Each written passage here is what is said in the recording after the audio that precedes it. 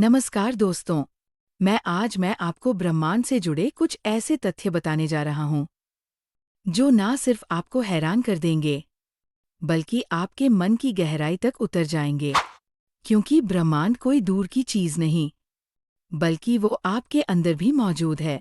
तो चलिए एक ऐसी यात्रा शुरू करते हैं जहां आप बाहर की सृष्टि के साथ साथ अपने भीतर के ब्रह्मांड को भी जान पाएंगे। Main script. ये जो आकाश तुम ऊपर देख रहे हो, ये सिर्फ तारे नहीं हैं। ये वो किताब है जिसमें ब्रह्मांड ने अपनी हर भावना को छुपा रखा है। हर तारा, हर ग्रह, हर ब्लैक होल एक दास्तान है।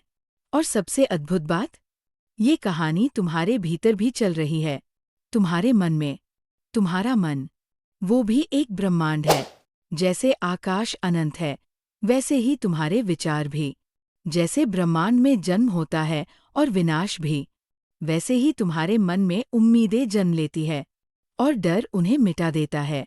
तुम्हारे दिमाग में मौजूद न्यूरॉन्स की संख्या हमारी आकाशगंगा में मौजूद तारों से भी ज्यादा है।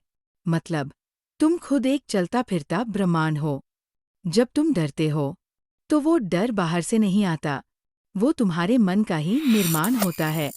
ब्रह्मांड में कोई डर नहीं होता, वो सिर्फ है। जैसा है वैसा ही। ब्रह्मांड बदलता है, फैलता है, लेकिन रुकता नहीं। क्या तुम भी वैसे बन सकते हो? जैसे ब्रह्मांड की शुरुआत बिग बैंग से हुई, वैसे ही तुम्हारे जीवन की शुरुआत भी एक ऊर्जा विस्फोट से हुई। तुम इस पूरी सृष्टि की सजीव अभिव्यक्ति हो।